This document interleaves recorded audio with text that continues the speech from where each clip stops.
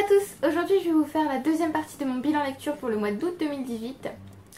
Alors je sais pas si vous vous rendez compte avec la lumière mais on est clairement plus au mois d'août. On va commencer. Le premier livre que j'ai lu dans la deuxième partie du mois d'août, c'est Stonematers de Margaret Atwood, qui est traduit par 9 contes en français. Il a été traduit il n'y a pas longtemps et en fait il est sorti il y a un moment, en 2014, oui 2014. C'est un recueil de nouvelles de Margaret Atwood, donc évidemment c'est bien écrit, ça ne peut que me plaire, bien sûr, donc je savais que j'allais aimer ce livre, c'était évident.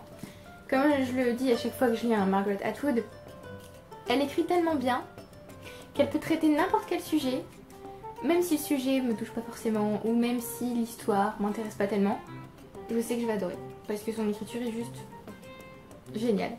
Donc avec ce livre, elle a atteint le top de mes auteurs préférés. Bon, c'est pas la première, hein, on va dire qu'il y a un petit mix de premiers, donc elle en fait partie. Alors ici, on a différentes nouvelles. J'ai fait une chronique sur mon blog où je détaille plus quelles nouvelles j'ai préférées, de quoi parlent les nouvelles, tout ça. Mais les trois premières sont un triptyque, elles vont ensemble, elles traitent du même sujet, donc elles sont dans l'univers d'Alfinland. Donc c'est une série fantasy écrite par Constance... Je sais que la personne s'appelle Constance. Et le reste, c'est d'autres nouvelles. Alors toutes traitent de l'âge, de la vieillesse, de ce qu'on ressent quand on vieillit, ou de la décadence physique, ce genre de choses.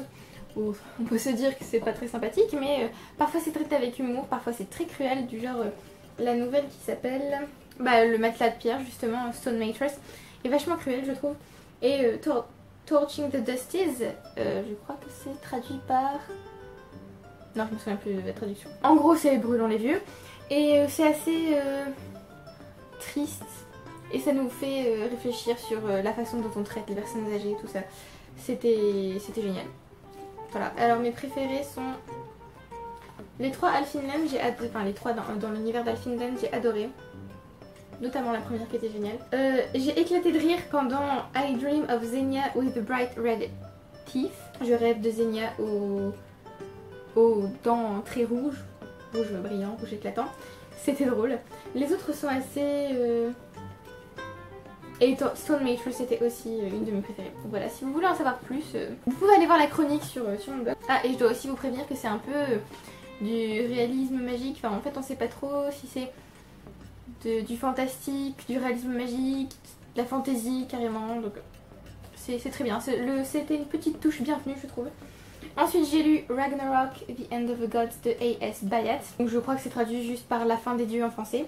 C'est pas vraiment une réécriture en fait mythologique des contes nordiques, c'est plus un mélange entre les contes nordiques et la vie de la petite fille en fait qui lit ses contes, ses histoires on va dire, ses mythes.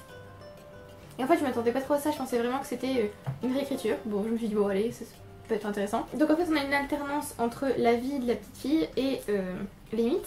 J'aurais pu adorer ce livre et je pensais vraiment que j'allais l'adorer, mais en fait le début, je pense que je l'ai pas lu au bon moment déjà. Et le début, quand elle décrit Yggdrasil et Randrasil, oh là c'était long. Ça aurait pu être très beau, enfin, je pense que d'ailleurs c'est très beau, mais à un moment donné je me suis dit oui d'accord, j'ai compris, on passe à autre chose peut-être. Donc j'ai bien aimé, mais oui j'ai pas su entrer dans le style en fait. Enfin ouais, globalement le style d'écriture du début à la fin c'était pas fait pour moi. J'ai aimé que la petite fille, l'auteur, mette vachement en avant Loki, qui est clairement son personnage préféré dans la mythologie. J'ai aussi beaucoup aimé la postface, et du coup j'ai ajouté plein de nouveaux livres à ma wishlist, puisqu'en fait dans la postface elle nous donne aussi une bibliographie. Elle nous donne ses pensées sur les mythes, en gros ça s'appelle comme ça la postface, et ensuite elle nous met une bibliographie. Soit sur les mythes, soit sur d'autres sujets qu'elle aborde dans le livre. C'était très bien, mais bon comme je l'ai dit, le style est... J'ai pas su rentrer dans le livre, donc un peu dommage. Et la petite fille vit pendant la Seconde Guerre mondiale, important de le préciser. J'ai aussi fait une chronique pour ce livre. Ensuite j'ai lu Les Prénoms épicènes d'Amélie Nothomb, que j'ai en fait lu dès que je l'ai reçu. Voilà, donc c'est l'histoire d'un couple et de leur enfant, et en gros, oui, c'est leur histoire commune on va dire. Le résumé, c'est la personne qui aime est toujours la plus forte, donc voilà, ça peut vous aider, je ne pense pas mais bon. Cette couverture est top, comme toutes les couvertures d'Amélie Nothomb. Alors j'ai beaucoup aimé, comme d'habitude j'ai trouvé l'écriture de l'auteur très bonne. C'est pour ça d'ailleurs que j'achète tous ces romans quand ils sortent. J'ai aimé l'histoire, ça ressemblait vachement à son dernier roman qui s'appelait Frappe-toi le cœur. Donc on a toujours la relation mère-fille, on a aussi ici la relation père-fille. Donc en gros la relation parent-enfant, l'hérédité, ce genre de questions. J'ai aimé le personnage de la fille, je vais pas vous dire son nom parce que je crois que je l'ai mis en fait dans ma chronique, j'ai aussi une chronique. Donc c'est pas vraiment un spoil hein, mais c'était un peu une surprise pour moi donc voilà. J'ai aussi beaucoup aimé la fin et j'ai aussi beaucoup aimé les références tout le long. Genre à un moment donné la prof de latin s'appelle Caracalla, donc moi ça m'a fait rire puisque c'est le nom d'un empereur. Voilà, c'était drôle, il y a des petites touches comme ça un peu partout dans le livre. Le problème, c'est que j'avais deviné en fait ce qui allait se passer. Après, c'est peut-être pas le centre du livre, c'est peut-être pas la... Ce qui est plus important, ce sont les réflexions plutôt que de deviner ce qui va se passer ou quoi. Mais du coup, bon, je savais déjà quoi.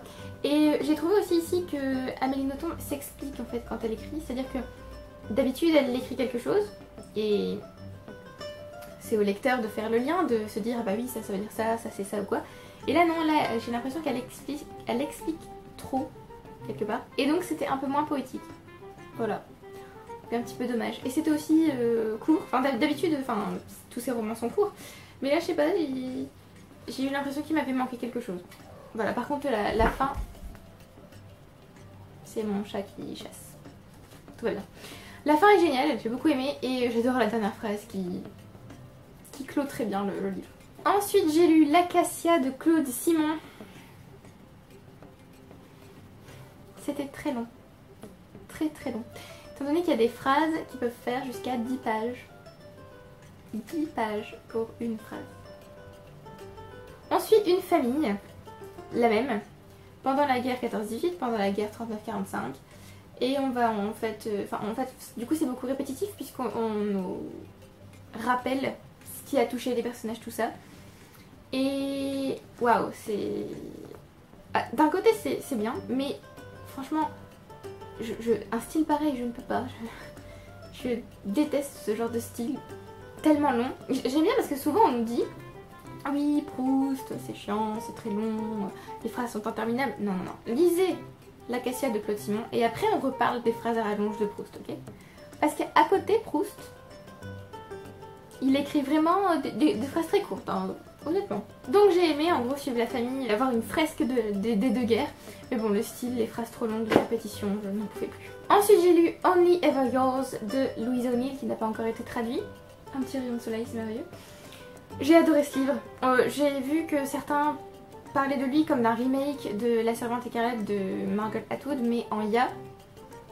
C'est pas vraiment ça. Pour moi c'est un peu comme si ce roman-là pouvait suivre La Servante écarlate en fait. Comme si c'était ce qui pourrait se passer si la situation de La Servante écarlate n'était pas résolue, on va dire. En gros, les femmes ne naissent plus, elles sont fabriquées en laboratoire. Et elles sont conçues exprès pour des hommes qui eux naissent normalement. Donc elles vivent dans une école toute leur jeunesse. Et cette école elle leur apprend à être belle, à être bonne, à être toujours soumise, ce genre de choses. On peut imaginer à quel point certains passages m'ont énervée. Par exemple, il y a un moment donné des élèves qui regardent un show de télé-réalité. Et un des membres de la famille, puisque c'est la famille Carmichael, un des membres de la famille bat sa femme. Et elle dit « Oh là là, mais moi je le laisserai me faire mais tout ce qu'il veut, quoi. Il pourrait me battre, mais alors... » Oui, bah oui, oui, bien sûr, oui, évidemment, évidemment. Les femmes se divisent en trois... Je peux même pas dire travail, mais en gros c'est ça, travail. Compagne, concubine ou alors c'est chastity, je suppose qu'on peut dire chasteté, mais ça n'existe pas comme nom substantif de métier ou même de personne. Enfin bref.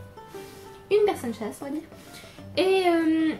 Et voilà, donc on va suivre Frida, qui est dans cette école et qui arrive dans sa dernière année, donc elle va vivre sa 16e année, en fait là c'est sa 16e année, jusqu'à la période de la cérémonie où elle va savoir dans quelle section elle se situe, on va dire, si elle va devenir compagne, concubine ou chasteté. C'était difficile à lire parfois, j'avais envie de balancer le livre. Aucun personnage n'est agréable, aucun personnage n'est attachant, on va dire. Enfin, aucun personnage n'est attachant. En fait, même Frida ne peut pas être dite attachante parce qu'elle apprend, enfin, elle prend des décisions, elle fait des choix où on a envie de la prendre, de la sortir du livre, de la frapper et de lui dire mais rends-toi compte de ce que tu fais un petit peu, je sais pas, réfléchis. Et en même temps on la comprend puisqu'elle a été éduquée comme ça, donc en fait elle ne réfléchit pas autrement. Donc voilà. C'est surtout le système en fait qui est très énervant puisqu'il fait des filles, des commères, des garces. Il n'y a que de la compétition entre elles, il n'y a absolument pas d'amitié. C'est du bitching hein, en gros. Donc c'est très agaçant. Mais j'ai adoré ce livre parce que ça nous montre un peu ce que notre société pourrait devenir si on continuait à être en mode oui bon les femmes, bon, on a besoin pour faire des enfants quoi, c'est tout.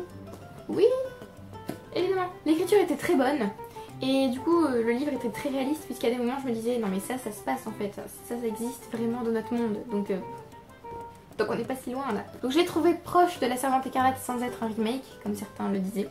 J'ai fait une chronique sur mon blog si vous voulez voir mon avis un peu plus approfondi. J'ai oublié de vous parler de L'échappée belle d'Anna Gavalda que j'ai aussi lu ce mois-ci. Alors en gros c'est l'histoire d'une fratrie qui se retrouve une dernière fois pour passer une vraie journée ensemble comme des enfants on va dire. Et pour se séparer en fait quasi définitivement. En tout cas c'est ce que le résumé laisse penser. Alors c'est le genre de livre que je n'ai plus envie de lire en fait, que je trouve agréable. Oui, un peu agréable sur le moment. Et en fait une fois que j'ai terminé la lecture je me dis mais c'est plus ce genre de truc que j'ai envie de lire. Parce que c'est... je sais pas, ça se dit lucide et en même temps pour moi, enfin je suis pas du tout d'accord avec ce genre de message. Du genre pourquoi des adultes, une fratrie, pourraient pas simplement retomber en enfance parfois. Enfin je veux dire c'est pas... La vie n'est pas une impasse, enfin je veux dire c'est pas une contrainte constante. Voilà, donc bon, j'ai pas... L'écriture était bien, mais pas... Voilà. Qu'on est du point de vue de Garance, un personnage que j'ai pas du tout apprécié, de toute façon.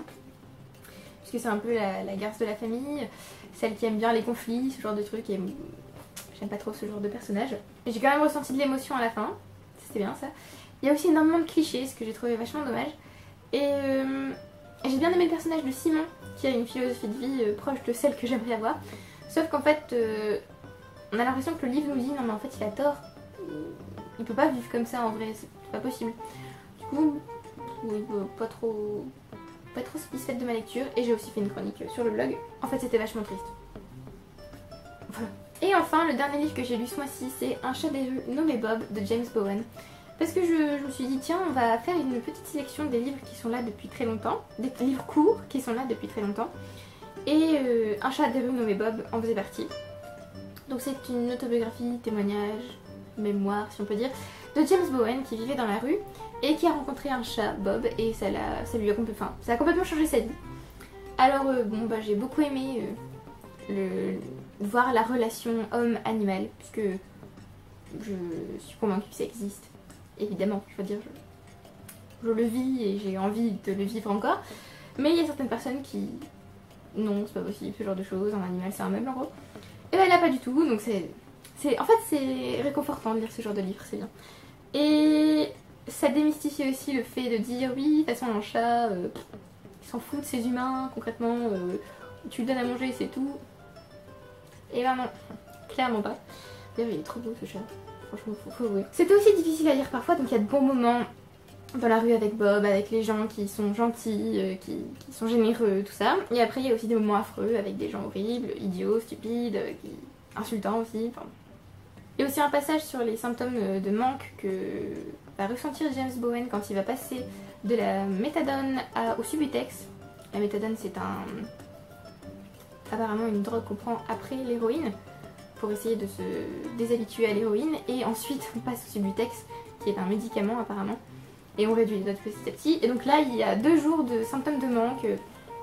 Je sais que je ne regarderai jamais le film Trainspotting puisqu'il le mentionne. Voilà, jamais. C'était vachement touchant, vachement mignon. Voilà, donc un livre à lire. Rien que pour réfléchir, pour apprendre des choses sur la vie dans la rue aussi. Et aussi un petit truc choquant, c'est que Une fois que James a Bob, les gens s'intéressent à Bob évidemment. Mais jamais à James en fait. Genre, il pose jamais de questions, pourquoi vous êtes dans la rue, vous avez besoin d'aide. Non, non, on s'en fout. On ne pense qu'au chat. Donc moi aussi je suis beaucoup plus encline à sympathiser avec les animaux plutôt qu'avec les humains. Mais là ça me semblait quand même énorme, donc voilà.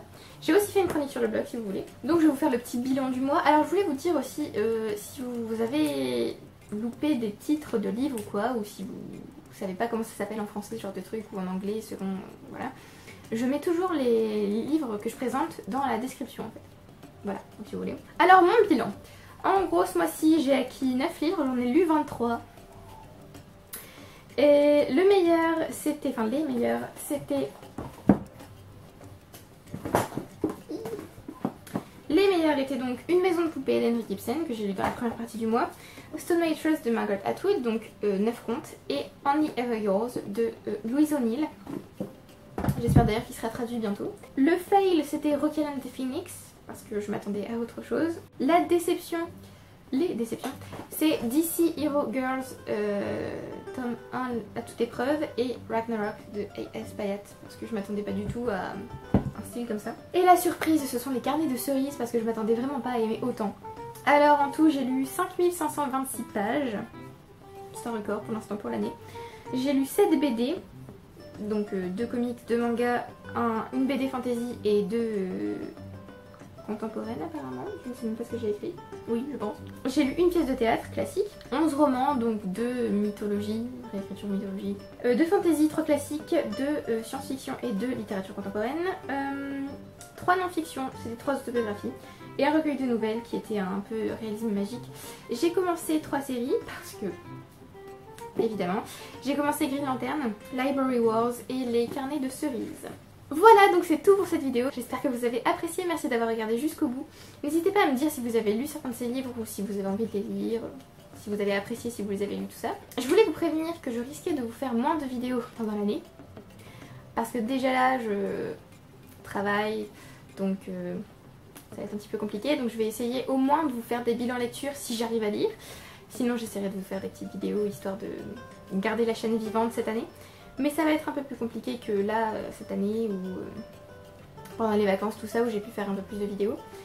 Voilà, je préfère vous prévenir, vous ne me verrez pas très souvent. Sinon merci à ceux qui aiment, qui commentent et qui s'abonnent. Et je vous retrouve bientôt, parce que je vais vous faire quand même un petit bilan des nudes. A bientôt, bye.